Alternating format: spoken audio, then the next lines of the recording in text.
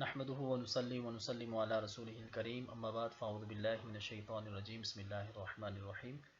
ان الله وملائكته يصلون على النبي يا ايها الذين امنوا صلوا عليه وسلموا تسليما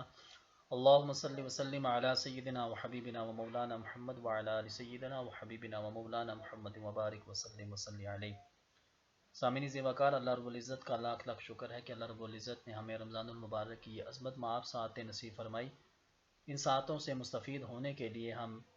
خلاصۃ القرآن کے نام سے ایک سلسلہ جاری کر رہے ہیں۔ اس سلسلہ میں ہم روزانہ ایک سپارے کا تقریباً 10 منٹ میں خلاصہ بیان کرنے کی کوشش کریں گے تاکہ تمام مسلمان بھائی سے مستفید ہو سکیں۔ خلاصے کی طرف چلتے ہیں کہ یہ پارہ جو ہے یہ 2 صورتوں پر مشتمل ہے۔ ان میں سے ایک صورت مکمل طور پر اس میں موجود ہے اور دوسری صورت کا کچھ حصہ اس میں موجود ہے، یعنی سورہ بقرہ۔ پہلی صورت سورہ فاتحہ ہے۔ سورہ فاتحہ کے بارے میں تمام اہل علم کا اتفاق ہے کہ سورہ فاتحہ مکہ میں نازل ہوئی، اور اس پر بھی کہ یہ بالکل ابتدائی مکی دور میں نازل ہوئی۔ یہ صورت 7 آیات پر مشتمل ہے۔ یہ صورت مختصر ہونے کے باوجود اس صورت کے اندر پورے قرآن مجید کے اساسی مقاصد اجمالی طور پر آگے ہیں،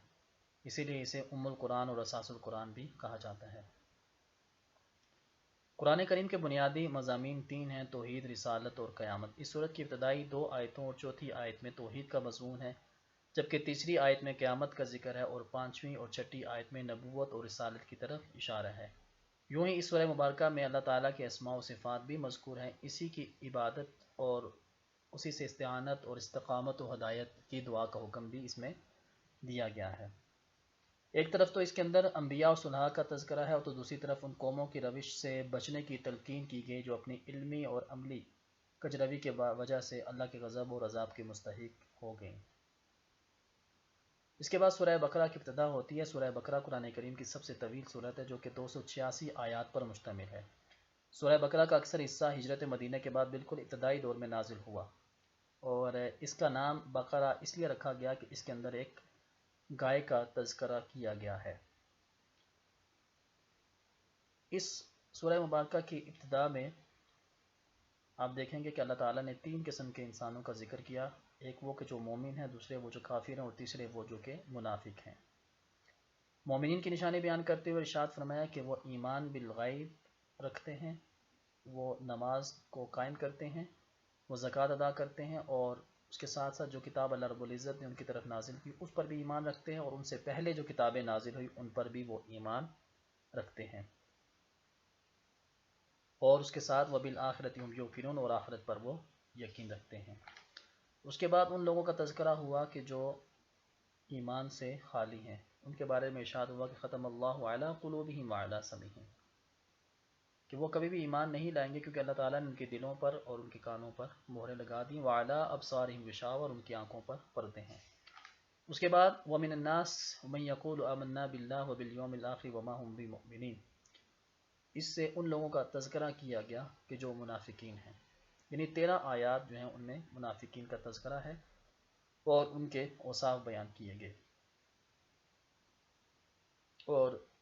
ان کے علامات یہ بیان کی گئی کہ وہ جھوٹ بولتے ہیں، دھوکہ دیتے ہیں، عدم شعور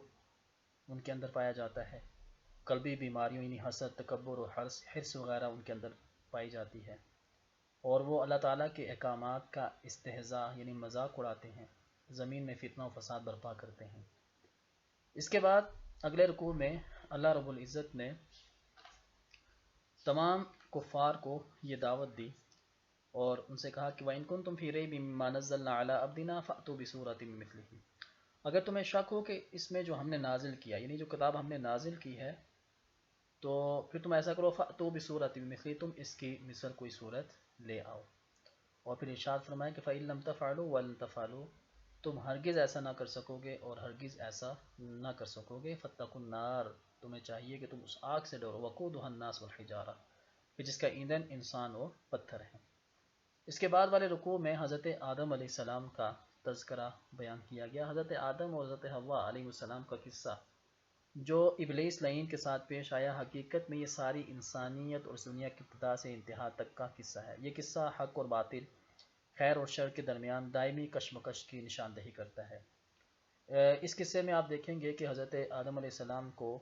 جو خلافت عرضی عطا فرمائے گی اس کا تذکرہ بھی کیا گیا، اور اس کے ساتھ ساتھ کس طریقے سے حضرت آدم علیہ السلام کو دیگر مخلوقات پر فضیلت عطا فرمائی اور ملائکہ نے ان کے سامنے سجدہ کیا، یہ تمام چیزیں اس رکوع کے اندر بیان کی گئی ہیں۔ اس کے بعد آنے والے جو رکوع ہیں ان کے اندر اللہ رب العزت نے بنی اسرائیل کا تذکرہ وہ تفصیل سے بیان کیا کہ اللہ تعالیٰ نے کس طرح بنی اسرائیل کو بے شمار ظاہری اور باطنی، دینی اور دنیاوی نعمتیں عطا فرمائیں، مثلا ان کے اندر کثرت سے انبیاء پیدا فرمائے، انہیں دنیاوی خوشحالی عطا کی، عقیدہ توحید اور ایمان کی نعمت سے سرفراز فرمایا، فرعون سے ان کو نجات بھی دی اور فرعون کو ان کے سامنے برباد بھی کر دیا، اور اسی طریقے سے اللہ رب العزت نے ان کے لیے آسمان سے کھانا بھی نازل فرمایا، لیکن اس کے باوجود انہوں نے اللہ تعالیٰ کی آیات کو جھٹلایا، اللہ تعالیٰ کی نشانیوں کا انکار کیا، اور وہ کفران نعمت کی بیماری میں مبتلا ہو گئے۔ اس کے بعد آپ دیکھیں گے کہ اللہ رب العزت نے اس میں ایک واقعے کی طرف اشارہ فرمایا کہ جب ایک مالدار آدمی بنی اسرائیل کا اس کے بھتیجے نے مال وراثت ہتھیانے کی غرض سے اسے قتل کر دیا، پھر رات کی تاریکی میں نعش اٹھا کر کے اس کے دروازے پر ڈال دی اور اس پر قتل کا دعویٰ کر دیا، کسی اور کے دروازے پر ڈال دی اور قتل کا دعویٰ کر دیا۔